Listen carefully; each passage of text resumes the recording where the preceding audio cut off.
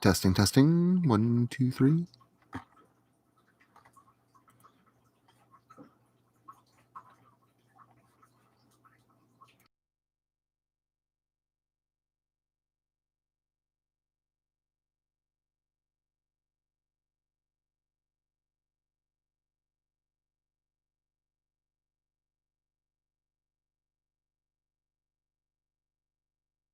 Mic check 1, 2.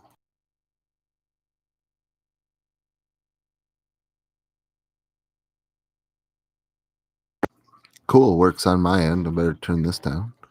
Hello, everybody. I figured I'd just jump on, do a quick mic check, make sure that camera is doing what I need it to do and not gonna like fly out of its little camera sleeve and reveal my face. Now I'm all nervous. Glad you guys can hear me. Very cool. And again, I don't think there's much of a delay. I think there's like a 5-second delay or something like that. So, yay. Not much delay. Hey, Evil, what's going on? Michael Bear, welcome.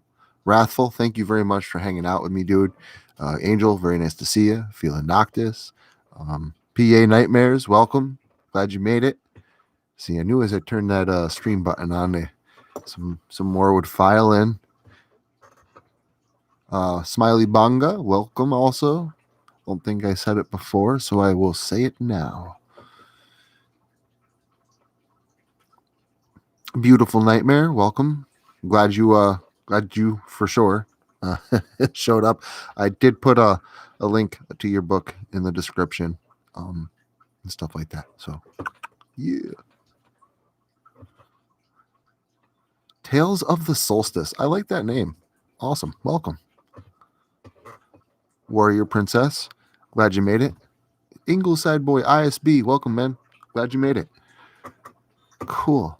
The whole crew's showing up. Still got another 7 minutes before we officially kick this thing off.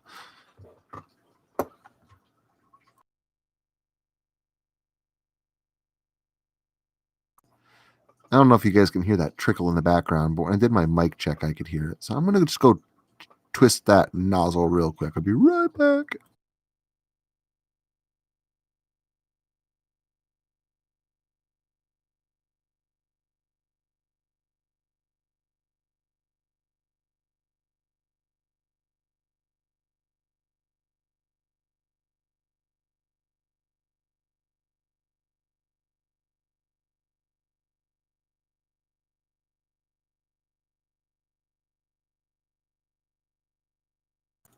Hey, Creepy Clown Girl, welcome. Glad you made it. Told you guys I'd be right back.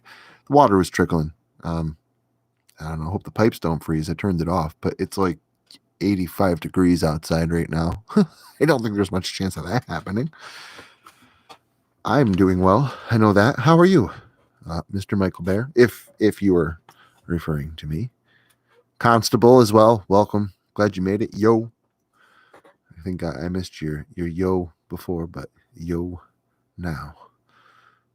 Glad you made it, man. And I'm glad I was able to hit up your stream, support you a little bit too. I know I'm I'm frequently busy. But got a lot of stuff going on, so that's kind of why. Kids and work and writing and YouTube and editing books and publishing and merch and lots of stuff going on. Lots of stuff. 5 more minutes, we'll officially kick this off. Just don't want you guys to think I'm going to sit here and babble and talk about nothing for the next hour. We could. It got a lot of nothing to talk about. You guys want stories like sneaking into Camp Crystal Lake. I got a whole wealth of those, but again, I'd rather type it up and have something to refer to.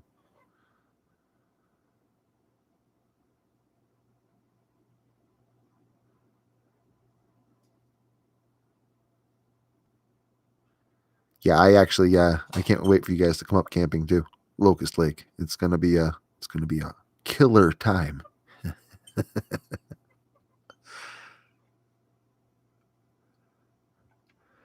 Awesome, man. I'm glad you did.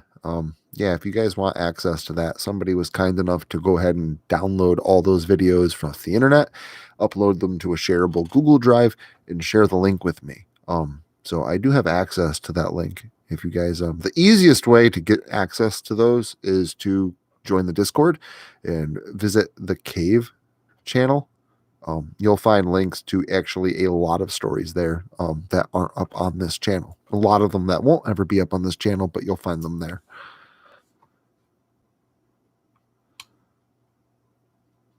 Hey, Kim, welcome. I'm glad you were able to stop in any capacity. I'm glad you're here.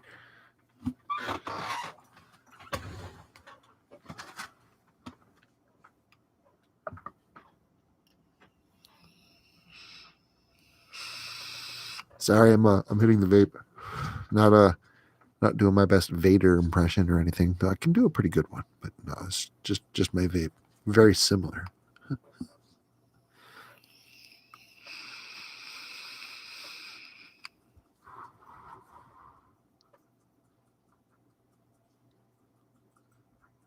Three minutes.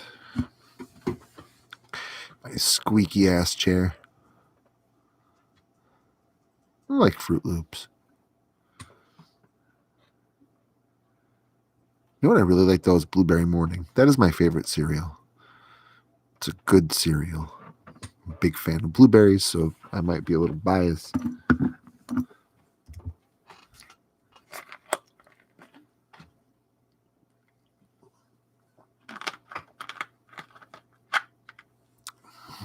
Just making sure I didn't miss anybody that's joining us. You know me, I always want to make sure I say hi to everybody that joins, at least one capacity or another. I feel like, I don't know. I feel bad. I don't want to feel bad.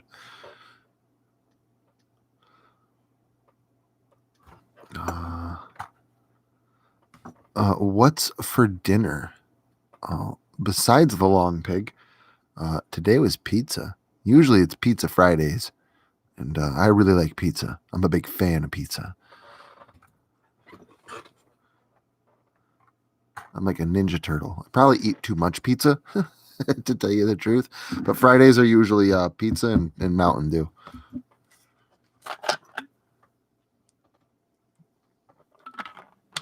Yeah, I know I'm a big kid. Especially the pizza here, Raph. I gotta tell you, the pizza joint right down the road from me, about 5 minutes away.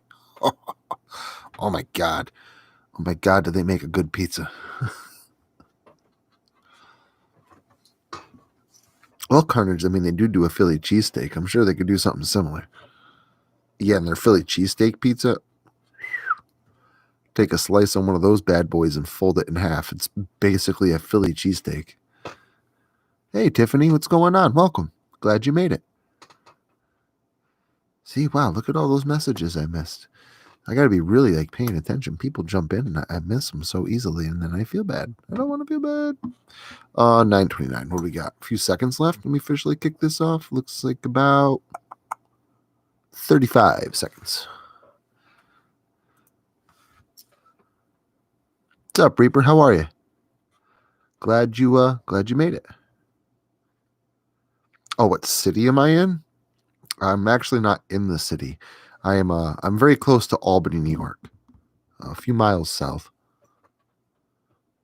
I work in Albany, actually, which is the capital of New York, but it is not New York City. So there is a big difference. New York's like 3 hours south of me.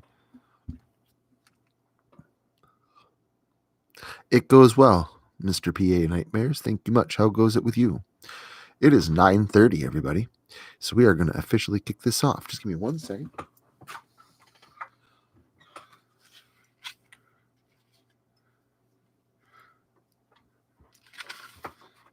This is telling you wardrobe malfunction. It's going to happen one of these days. Hey there, everybody. Want to officially welcome you to the live stream tonight. Thanks for tuning in to Heart to Heart. Before we go ahead and we get into this, I do want to go ahead and explain the story was dedicated to somebody. They told me a few years ago that they were dying. and they wanted me to write a story about them to immortalize them. I wrote the story, I put it up. I hadn't heard from that person in a really long time, so I assumed that they were dead, very sadly, and I was very, very upset about this. And come to now, probably about 2 weeks ago, this person messaged me, and I believe I talked about this in my last live stream too, just to give everybody a heads up. This person actually messaged me and said, "No, I'm not dead. I'm actually still alive," which is really cool. So, I mean, I'm just taking it as is. Push come to shove, wish granted, and I'm very happy about that. So this is not really dedicated in the memory of, like, they are deceased. I put that up because when I did, I was not aware that they were still alive.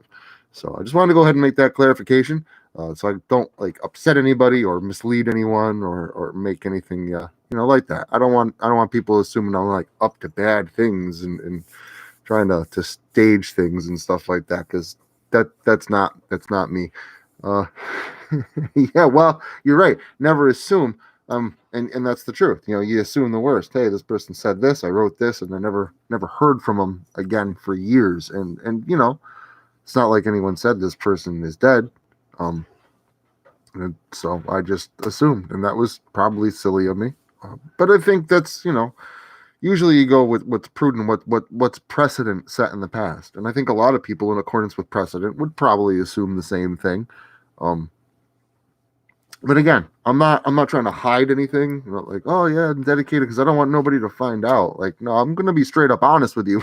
This is exactly what happened. So either way, I hope you guys like the story. And when I wrote this, it's that's where I was coming from. So beyond that, hey, welcome, CJ. I'm glad you made it. Glad I got the chance to say hi to you as well. Let's see. Just want to make sure I'm not missing anybody. Cool. All right. So we'll go ahead. We'll get this flipped off.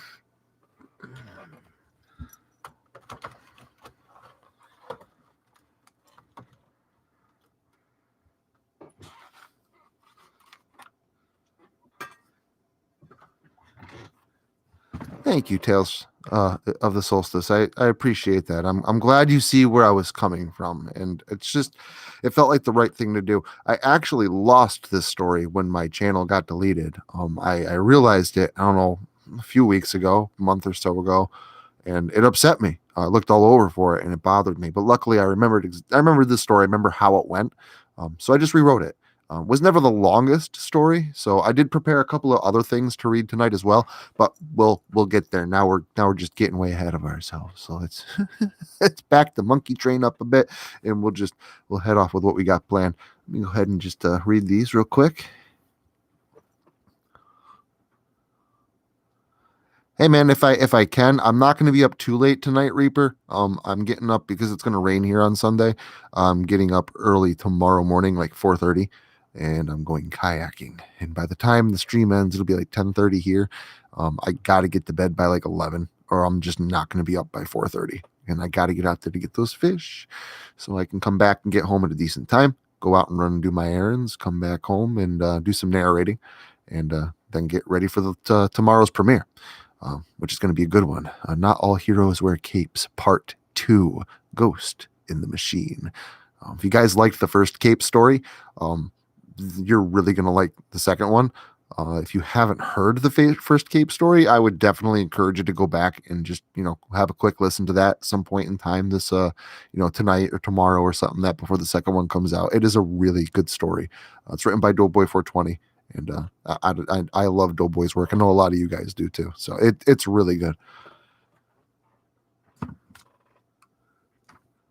Oh, how close? You mean like with subscribers? I don't know, a little over 1/20th of the way, 1/10th, somewhere around there. So about 1/15th. Maybe something like that. I had about 20,000 subscribers on my old channel. I'm up to about 1,500 now on this one. My old channel was up though for about 4.5 years. This channel has been up for a year and a half, so it's a lot younger than my old channel. And I'm also not reading as much. I'm not doing a Tuesday story. I'm not doing a Thursday story. I'm not reading other stories, like really famous stories that people like and stuff like that. I'm mostly just reading stuff I write myself or stuff that Doughboy writes, which does a lot of benefits there. But again, we can, you know, if you want to know why, I can we can go into that too. But I didn't want to go off too much on a tangent on you. Oh, Doughboy, yeah, he's probably as busy. You got to remember, for him, it's 6:30 in the evening, so it's, you know, late afternoon for him. I'm sure he's still doing stuff.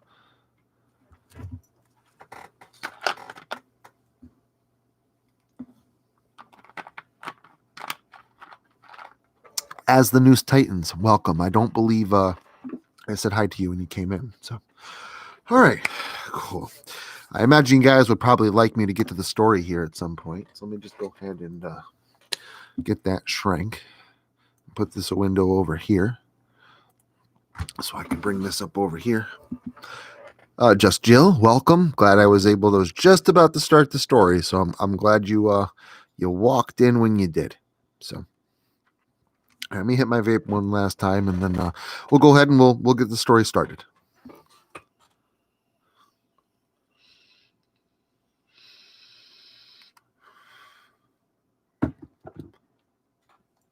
All right, here we go. You guys ready? I'm sure I'm gonna mess up a bunch, but I will do my very best. I call this one Heart to Heart.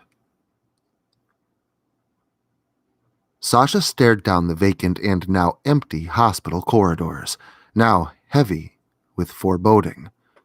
Sasha's unusual blue, vibrant eyes scanned the empty hallway.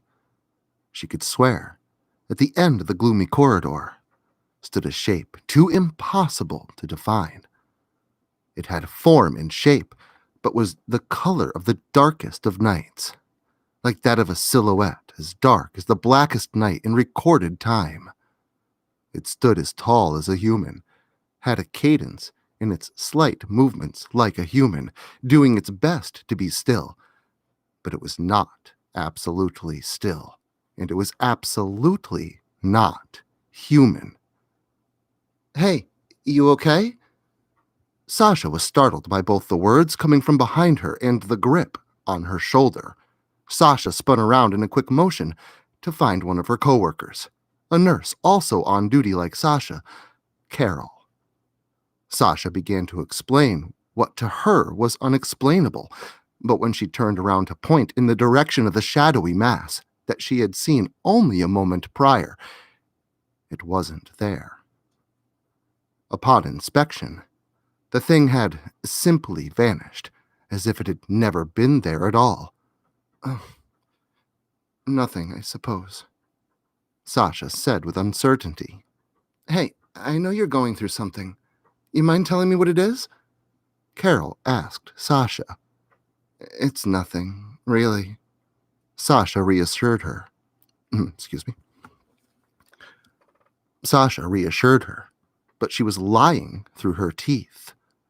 Once satisfied with the conversation, Sasha made her way to the lockers, exchanged some items with her belongings, and prepared for her departure from work. Her shift was over for the day. Sasha drove a desolate black... excuse me. Sasha drove a desolate back road, shrouded in the cover of night. The world around her sped past her in the darkness. Only the road beyond the hood of the car shone illuminated with the glow of the headlights. The air seeping in through the small gap in the driver's side window tasted cool and sweet. The monotonous droning of the engines and tires facilitated a relaxation that Sasha needed desperately. She hadn't been sleeping well at night, nerves too racked to eat properly, and her relationship with her boyfriend had become strained. The root of all residing information and... The root of it all residing in the information that she had received only a few days prior. But before true respite from stress and fear had taken hold, Sasha spied a familiar figure standing tall and dark, dead center in her headlights. Again, it was a mass, shadowy, flowing, yet solid. Sasha blinked her eyes, hoping the thing would disappear as it had done the... Wow. Excuse me. Sasha blinked her eyes, hoping the thing would disappear as it had done the last time. After a hard wince, Sasha reopened her eyes.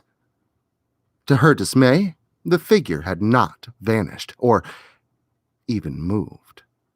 The being was now mere feet from the front of her car.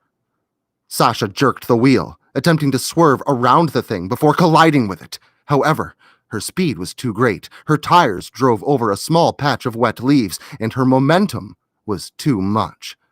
Inertia carried the weight of the car, despite Sasha's best efforts, and slammed head-on into a large tree adjacent to the desolate, dark back road.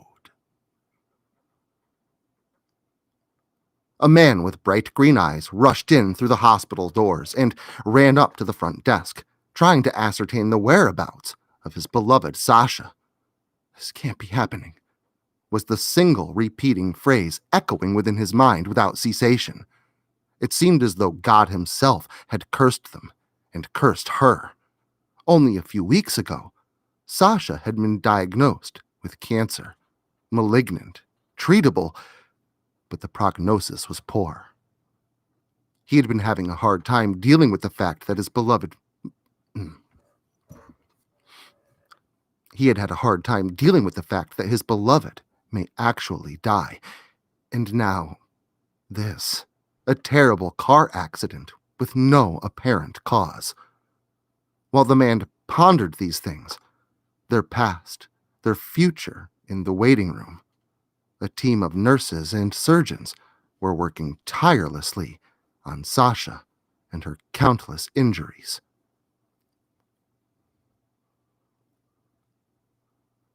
It was hours before someone entered the waiting room from the other side, opposite where he had entered.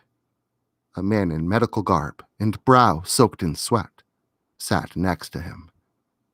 As he began to speak, saying that they did all they could for her, Sasha's beloved's heart dropped. Sasha was dead.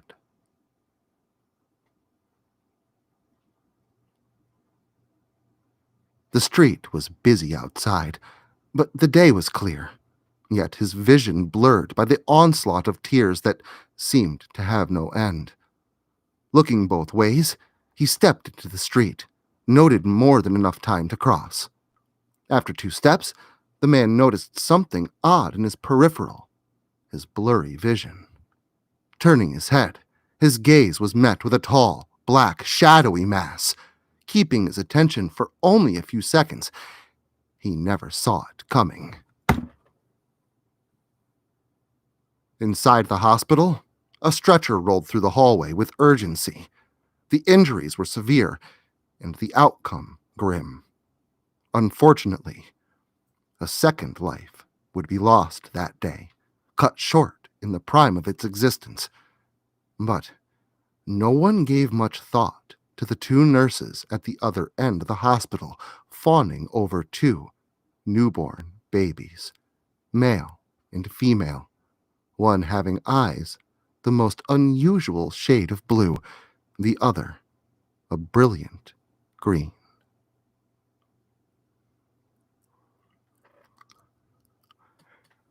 And I apologize for the plethora of mess-ups in that one, but that is heart to heart. I also did write that the male part in there, left it anonymous because I didn't want to put too much solidity to it, but enough solidity. So that way, if something, like I said, did, and as I thought had happened, the person who she was seeing at the time could also, basically immortally be with her as well.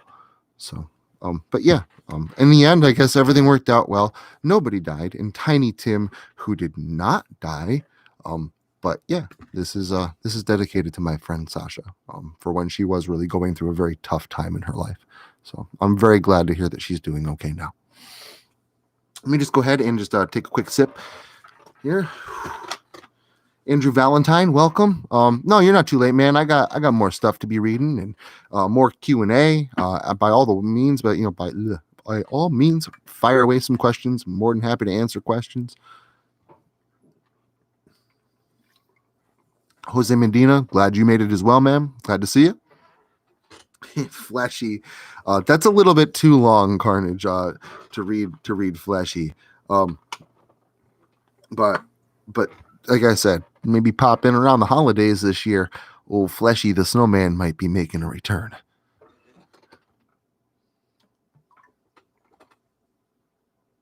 Hey, Crimson Whispers, how are you? Nice to see you. The one who prompted me to make a Discord. Much thanks to you, and very welcome here. Glad you made it. Yeah, same with you, Carnage. I'm very happy that she's alive too. Like I said, any way, shape, or form, man, I'll take it. Oh yeah. Okay. Well, hey, at least I pondered the idea of reading it. Just it's a bit long.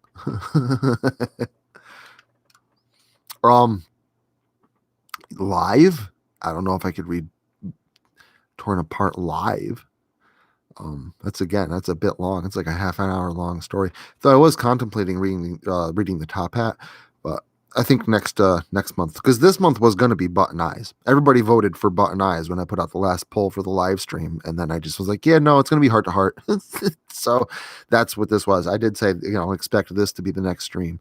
So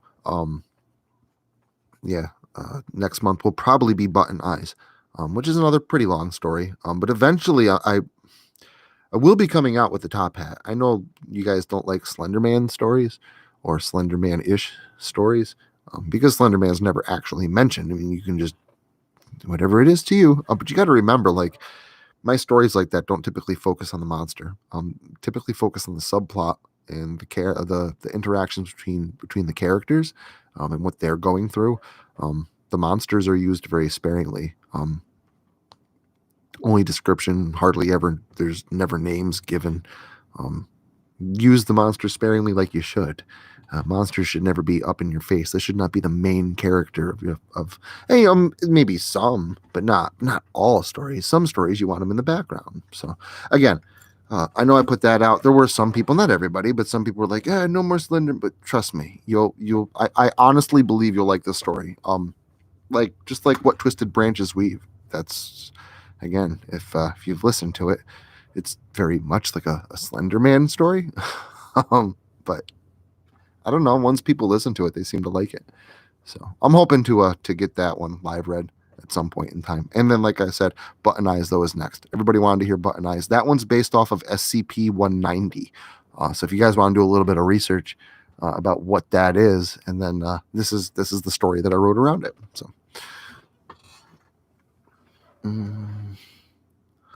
Longer stories, maybe in several parts. Yeah, that's true. No, I'm going to be reading more. Just so you guys know, I've got do have other things picked out for tonight because I knew Heart to Heart was going to be a little bit short. So I did pick out some other things. I picked up Beautiful Nightmares book, aka Charlie Blackmore is the pen name. It's called There's a Killer in My Town. It's a really good book. I'm going to be reading the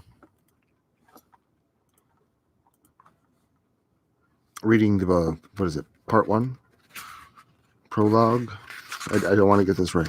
Yep, prologue, right, the prologue. So I do have that picked out, and I got more scary stories to tell in the dark. I figured that's a pretty good book just to go to fill in some time and stuff like that. Onyx Vale, glad you made it. Hey, cool. Lots of people showing up tonight. I love it. Absolutely love it. And I did make a mistake in the description. I just want everybody to know that. The description says There's a Killer in My Hometown. That's not it. The book is There's a Killer in My Town. And I do know this and just was typing it in tonight and I typed it wrong. And I do apologize to you, Beautiful Nightmare. But I love your book. So I will be correcting that when the stream is over. And I just want to let you know I love your book. It's really, really interesting. I love mystery stories, especially the really gory ones, and this satisfies So I hope you guys like it. But like I said, I'm gonna read the prologue to it, and then if you guys are interested in it, I think it's only like $1.99 for the paperback. So it's really well priced, and it's a great read.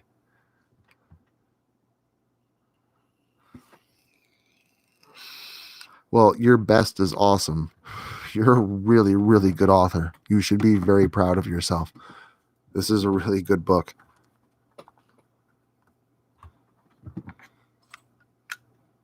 Yes, and it's thank you, Crimson. You're the one that encouraged me to do it. So that is thanks to you. I did. The link is in the description. ISB. You can go side boy. I know I say ISB. ISB is easier to type, and I think it's easier to say. I don't know. It's just what I type, so it's kind of what I say. So if that bothers you, by all means, let me know. But yeah, the link to her book is in the description. Okay, it's $3.99 for the paperback. So, but again, $3.99 for the paperback is it's really well priced. Like it's totally worth it.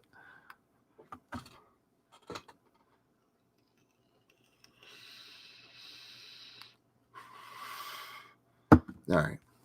I just want to read a little bit of this to you guys. And again, if I mess up, I'm sorry. It's not because of how it's written. It's just because of me messing up like I mess up my own stories. So just bear with me again. And I love the prologue. I love the perspective. I hope you guys get the perspective. I'm sure they will by the end of it. All right. So let's do it. You guys still hear me okay? I tapped my snowball. I just want to make sure I don't loosen the wire. So if it's cutting out or not working well, just by all means, please let me know. All right. So there's a killer in my town by Charlie Blackmore. Stars twinkle brightly overhead. Dark clouds pass over the full, white moon as I stand at the edge of town. My line of sight is focused on the small town. The innocent townsfolk have no idea that I'm even here.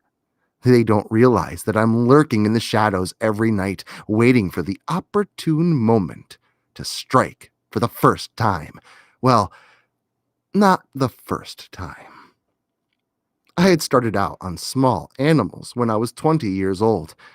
I'm not sure why it had taken so long for me to fulfill the urge that I had had through my entire life. However, it was thrilling.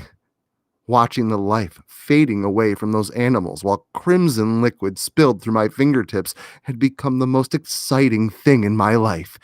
Those small animals were no match for me, yet the more I killed, the more I craved bloodshed. A person can only slaughter so many animals for so long before they want to move on to bigger and better things. But my technique wasn't perfected, and my signature hadn't been discovered until my knife accidentally sliced open the stomach of a rabbit. That was the moment I realized what my signature would be. Slicing through the warm flesh, feeling the blood seep between my fingers as I neatly cut into my victims, was going to be the way that I revealed myself to this small town. It did not take long at all for me to start killing larger, harder to catch animals. The feeling I had while gutting a deer for the first time, it was absolutely incredible. The rush of adrenaline pumping through my veins at that particular moment was the best I'd ever felt. Now it is the time that I finally start hunting the things that I've wanted to hunt for quite some time now. Humans. The most challenging part about starting my hunt of humans was going to be one particular problem. I have to be stealthy enough to sneak up behind them without giving myself away. I know that I will have to figure out a specific way to lure them out of their comfort zone long enough to feel the blade of my knife slice into their skin. I do not care if it's a small child, adolescent, teenager, an adult, or simply an elderly person, because the only thing that's been on my mind is being able to experience that rush of adrenaline coursing through my body. Honestly, hope. Excuse me. I honestly hope that killing actual animals will be as satisfying to me more than killing in general is. Oh, I cannot wait to see the look of terror on their faces when they realize that their life is about to end. Look out, world. My frenzy is about to begin.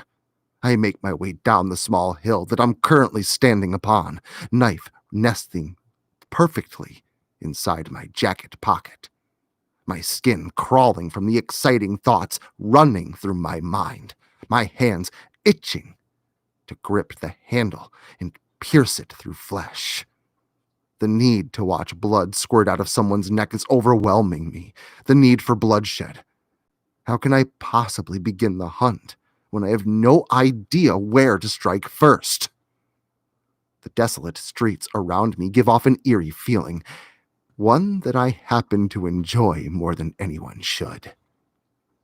Nearby street lamps flicker on and off as I walk through the sketchy neighborhood, my eyes glancing around the area for any movement, any hint of someone being out and about at 2:30 in the morning.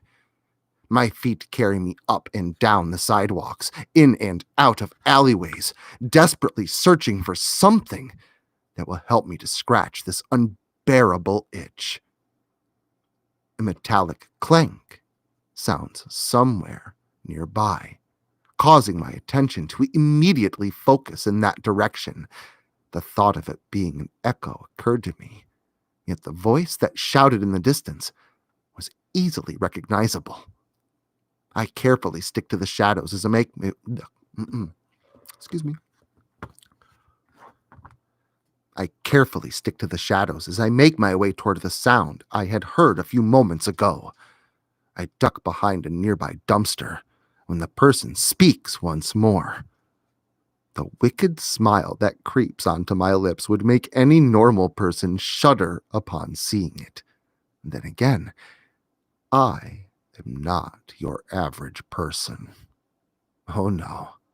I'm far too sadistic to be grouped in with everybody else.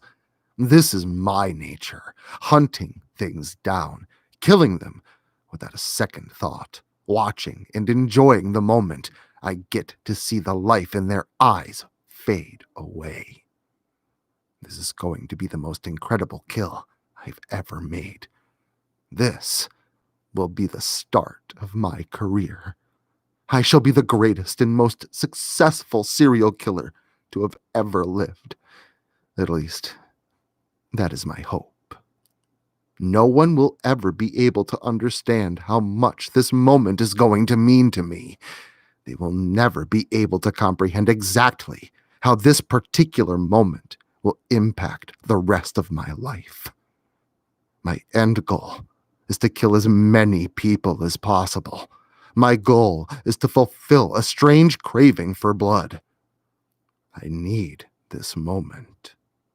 This is one kill that I plan to take the most time with. I have to perfect my technique, and this person will be the first experiment.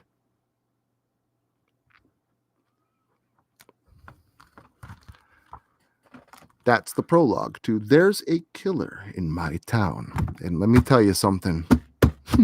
It's a good book. So if you guys have have the extra couple of bucks to scrape together for the Kindle or the paperback, I would highly suggest it. It's really good. It's really, really, really good. Just to guys let you know too, I don't know if she's updated the Kindle yet, but the paperback, I have both. I have the Kindle and the paperback. The paperback does have more in it. So there's subtle differences to the paperback. Either way though, because like I said, I was reading it on Kindle too. Again, both versions are just phenomenal. Do yourself a favor, just go pick up a copy.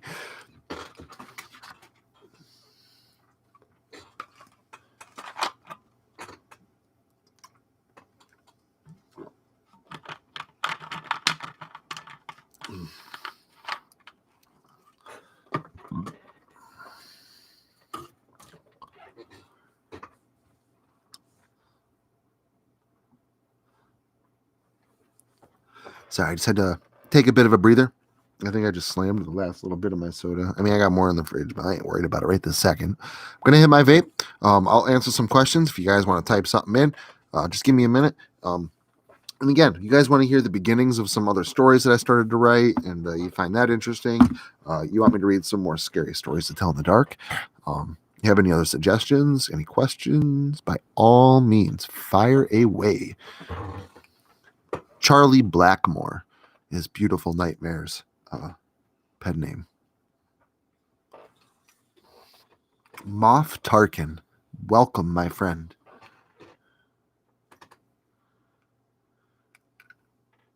Ooh, the battery for my vape is dead. Please give me, I don't know, 30 seconds.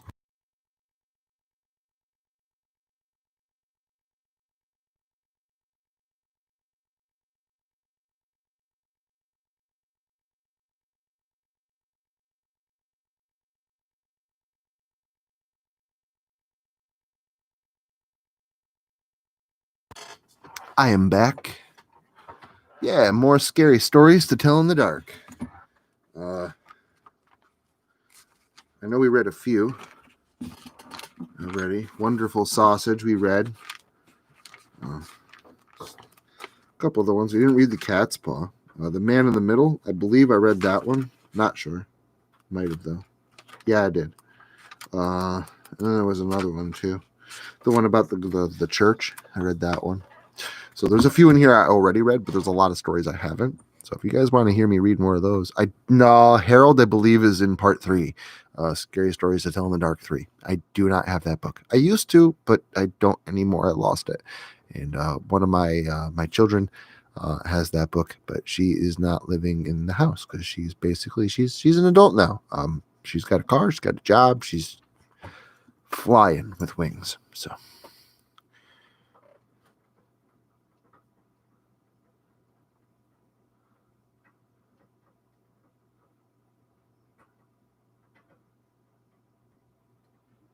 I mean, I wouldn't mind Crimson.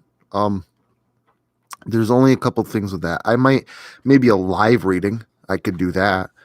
Saturday stories, they have to be original. It's what I promised to these guys. The Saturday stories are you haven't read them anywhere before. Like you said, they've never been narrated. If you've never published them, like the written works, you never like put them up on Reddit or anything like that. By all means, I can read it for a Saturday. This might sound silly, but I might need just like, maybe something. I'm just saying that it's okay that I read it and stuff like that. Because I just, not saying I don't trust you, but you never know in the future. I've had problems before with certain people with stories. So I just, want to make sure it's okay that I go ahead and I read it. And I can read it for a Saturday story, and like, do the whole intro, outro, the whole 9, as long as it's never been, released before. Do I have any short stories? Me? Not really. Shortest one I have is Flutters, and I've already narrated that one live. I don't think you want me to do that one again live. The Lady of the Water, I could. That's like a 25-minute long story, though. I'd probably want to dedicate an entire stream to that. I could, though. There's no voice lines and stuff in that one, so it's possible.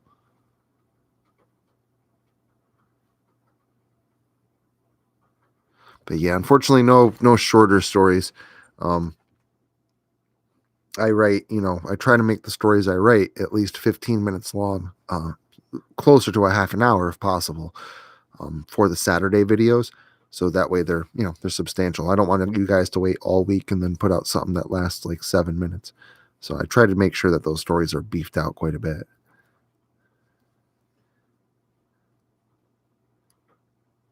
Well, we'll have one of your short stories soon for a live stream. beautiful nightmares. So you know what I'm talking about. You just keep on. Oh wait, sorry. I thought you were a creepy clown girl. Yes. Why don't you send me some short stories? Creepy clown girl's working on one for me. Sorry, I looked over and it's like, wait a minute, because Creepy Clown Girl is working on something that I'm going to be live reading soon. I don't want to reveal it yet. It's not canon to the rest of the series, but it is its own timeline, I guess you could say. Fan fiction would be another word for it. But yeah, I think you guys are gonna like it. I've already taken a peek at it. She shared it with me. It's pretty good. Beautiful Nightmare. You're more than welcome to send me over any short stories for sure. Yeah. If you want, I it's always hard to ask somebody to write for free. Doughboy does it.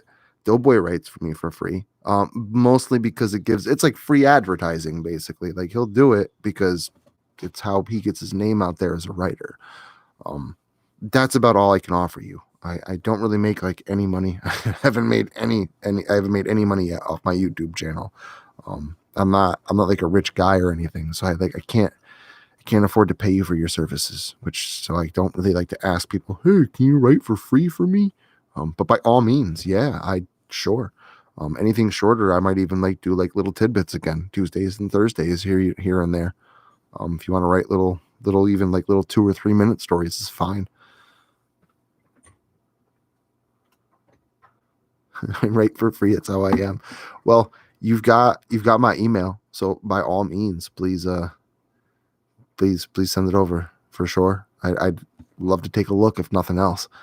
And Moff Tarkin, I'm also very glad that you were able to tune in for a live stream. I'm glad. It's nice to see you here, man.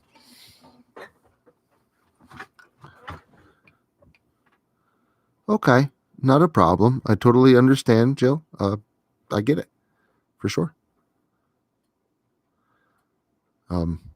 Yeah, hopefully I don't freak you out while you're still listening.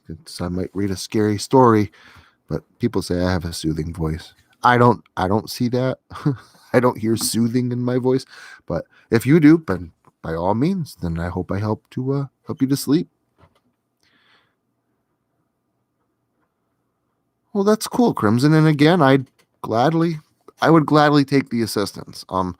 To have people, offer to write for your channel, is fantastic. It makes my life easier because I'm not always having to write a story every single week, which it was great for a while. I did it for like 2 years every single week. Had a lot of story ideas. I still do. But again, if you miss a week or something, it sucks. So having other people there gives me more time to write. So I can go into depth a little bit more with my stories. I don't have to like 3 days, squeeze one out, 3 days, squeeze one out. So it definitely helps me. So it's always much, much appreciated for sure. And yes, Jill, also a good night as well. Since there won't be a chance to say it later. Good night. Thank you very much, Jill. That's cool. Oh, the Friday the 13th NES story? Well, kind of hard to explain. I mean, I don't really know exactly how I came up with all of it. I could tell you some of the thought process behind it.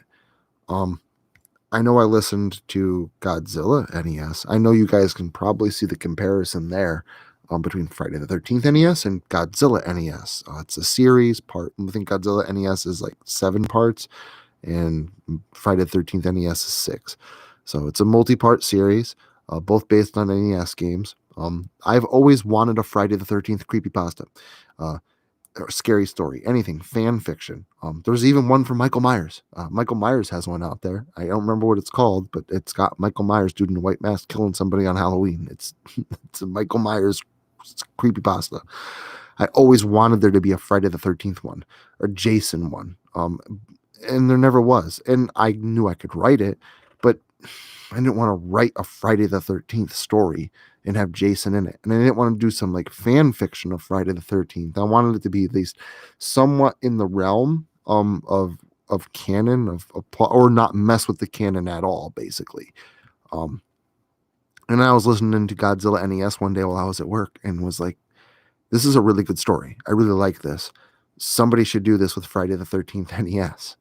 Um, and just like with why I got into writing in the first place, where I was like, oh, everybody's reading the same stories. Somebody should write more stories. Well, I guess I'll do that. Same thing.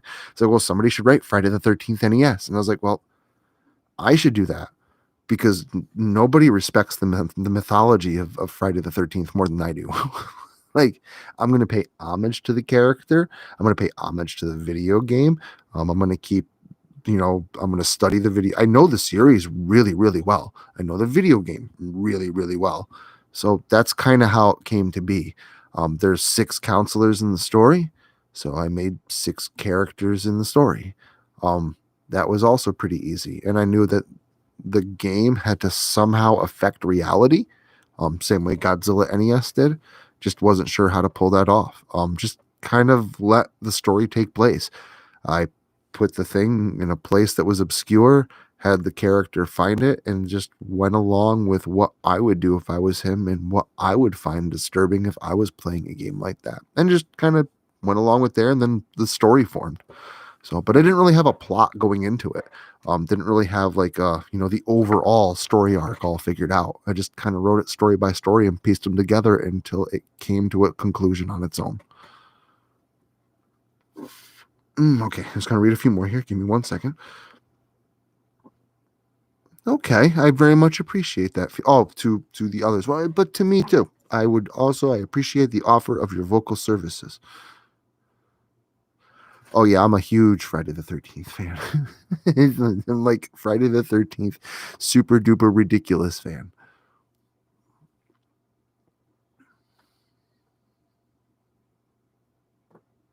Welcome back, creepy clown girl. Hate it when YouTube just makes decisions for me.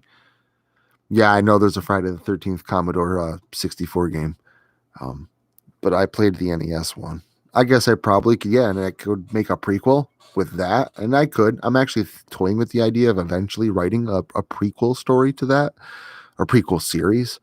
I could focus on that. The only reason why I chose the NES game is because it was obscure, well known enough, and I know it inside and out. Like I know that game just about as well as I know the movies. So it's just write what you know, and there's nothing I know more of than Friday the 13th.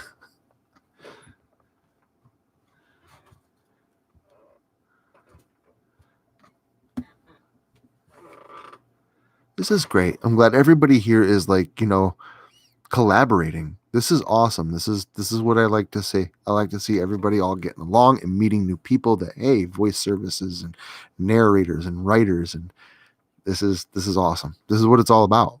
So happy freaking Friday. I'm gonna hit my vape a couple more times. And if you guys don't have any more questions, I'll probably go ahead and read a little bit out of more scary stories to tell in the dark. Each story is only like 5 minutes long, so there'll be more times for more Q&A and stuff like that. So, oh, Tales from the Gas Station. That's a MCP story, right? Tales from the Gas Station. I think that's something Mr. Creepypasta wrote, if I'm not mistaken.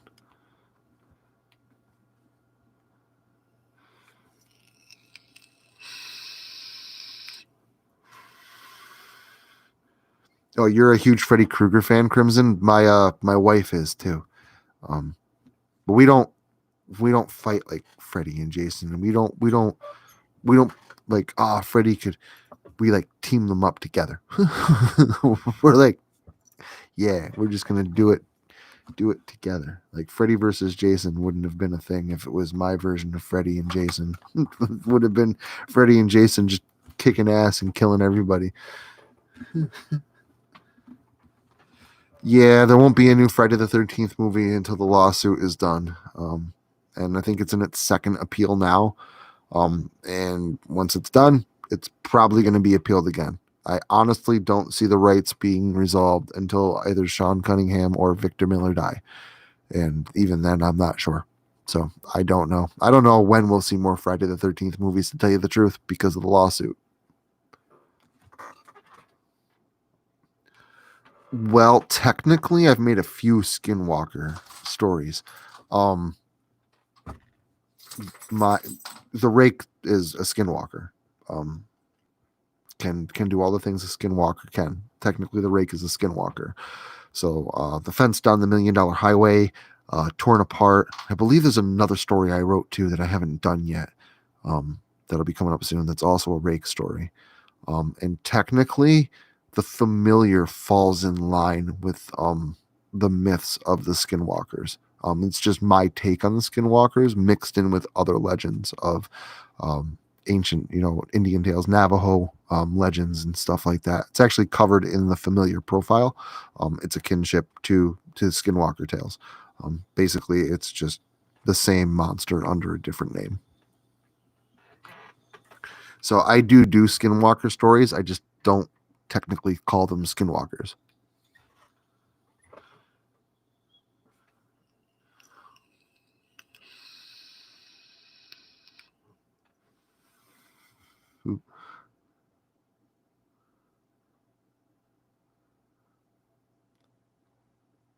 Maybe. But that's the I mean, again, I could probably write a story about a Skinwalker, but I can't read other people's stories, especially ones that are like published on the Creepypasta wiki and stuff like that. Like that is a no-go for my channel. I told I don't know who I was talking to, but I told somebody I might eventually make a side channel where I'm reading everything else, like the Holder series and stuff like that again. But honestly, right now, I'm reading one story a week.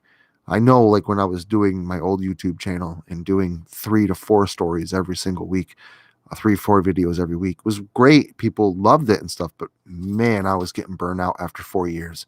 It was too much of a having to go to work and everything else. It was just too much of a schedule to keep up with. Now doing one story a week, Saturdays, I can give that story more attention. I can give it more attention in sound effects and pay more attention to detail and levels of voice actors, and I have more time to go fishing. I have more time to spend time with my family. I have time to play with my virtual reality headset. So yeah, it has been nice to have that little bit of free time. Not saying that I ever won't go back and make a side channel to do other stuff, but you won't see it here. You won't see those stories on this channel. This story is for basically exclusive content only. Obviously, my Disney stories, Mickey's House of Pain and stuff, I didn't even try and get those monetized. If anybody's gonna have an issue with me writing fanfic, it's gonna be Disney. So I didn't even monetize those videos. And Pen Pal, obviously, I didn't write that, but I personally got a hold of Dathan Orbach, the author of Pen Pal, and asked him specifically if it was okay if I narrated his story and put it up on my channel. And he said it was cool. So that's why Pen Pal's up.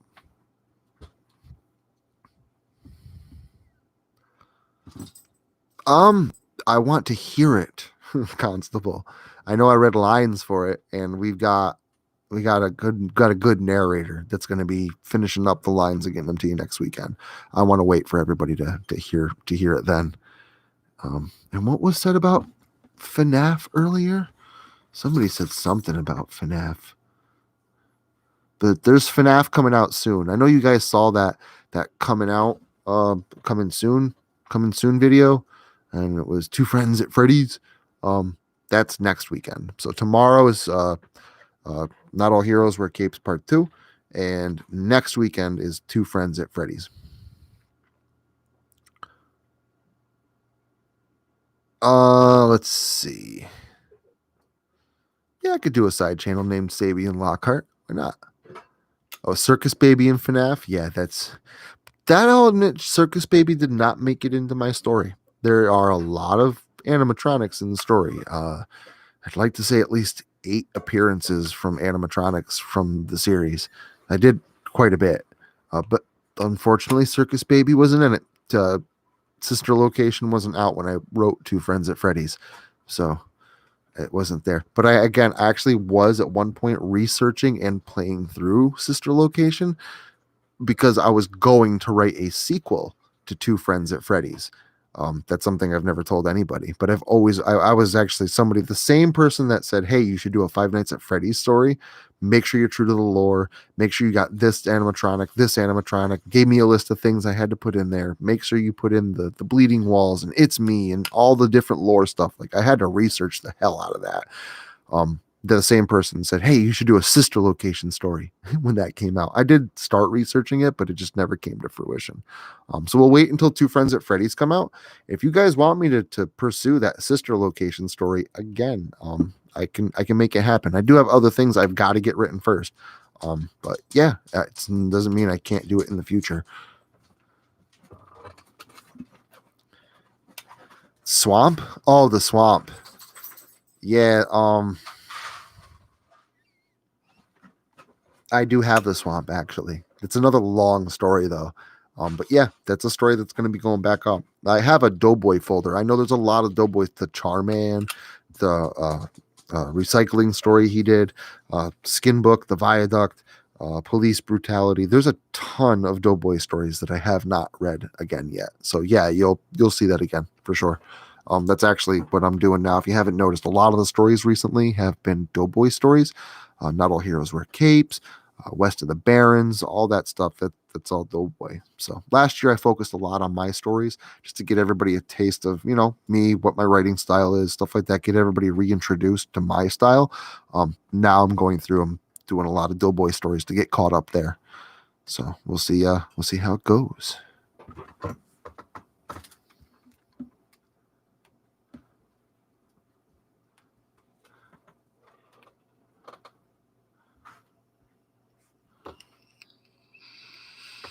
It's always a good idea if you're going to write fan fiction to ask first. I mean, I would ask the developer of Five Nights at Freddy's if it was okay if I wrote a Two Friends at Freddy's or a Five Nights at Freddy's story, but there's so many Five Nights at Freddy's fan fictions out there that I honestly don't think he's going to care. And the only time I've ever heard him care is when someone didn't credit him properly. Basically wrote a book, published a Two Friends at Freddy's or a Five Nights at Freddy's book and said that he helped write the story.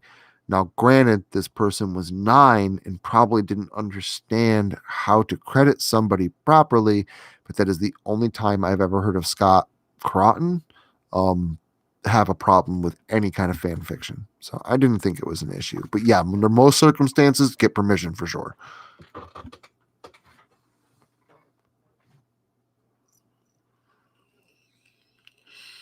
All right. I'm going to read at least one story out of this because I promised everybody I would. I don't want to be a liar. So.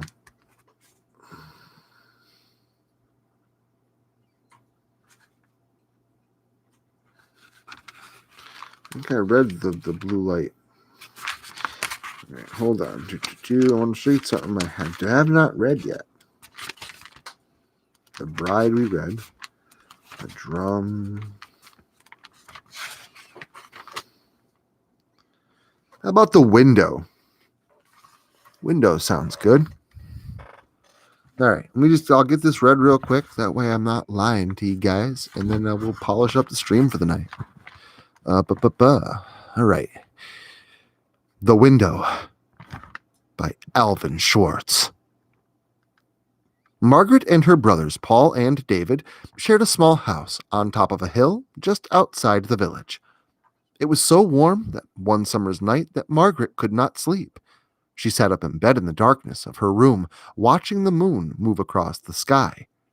Suddenly, something caught her eye.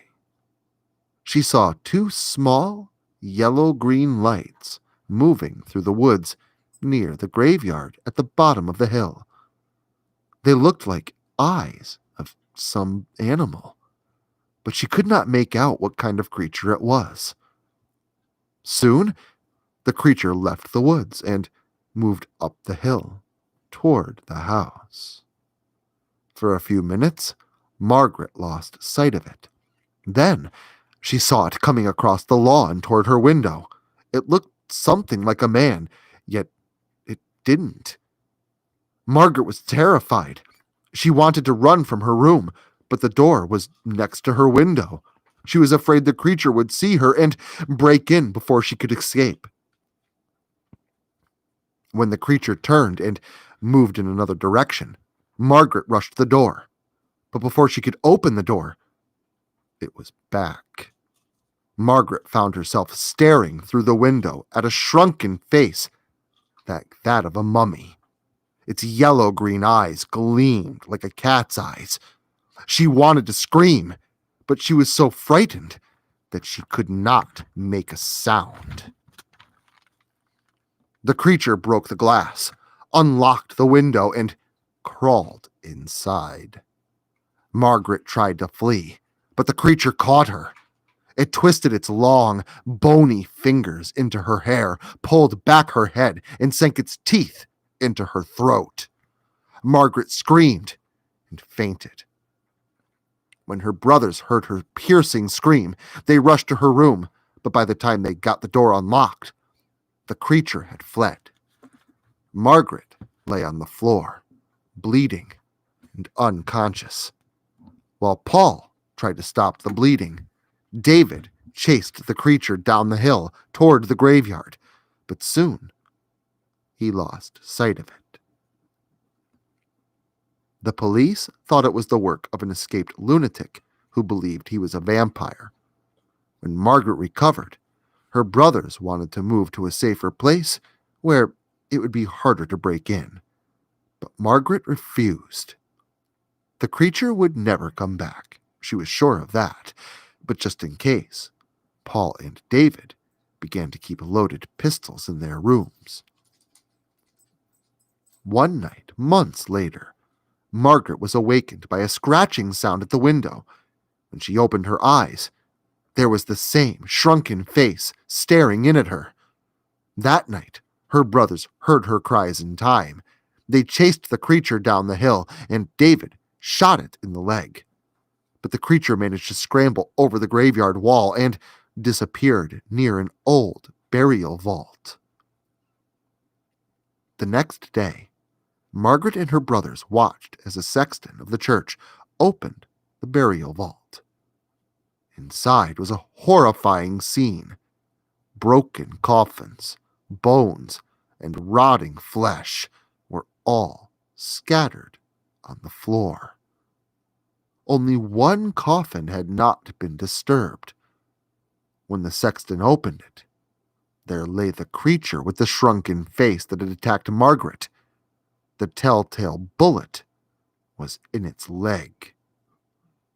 They did the only thing they knew to get rid of themselves of a vampire. The sexton built a roaring blaze outside the vault and fed the shrunken body to the flames. They watched the body burn until nothing remained but ashes.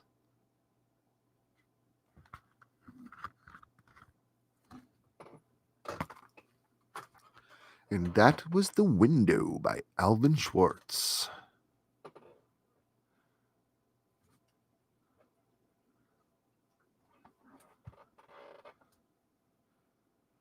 Yeah, I can see where that creator was coming from. But yeah, I mean, what exactly? Like, you're upset, but now people are actually interested in animatronics again. So, like, what are you complaining about? Free publicity.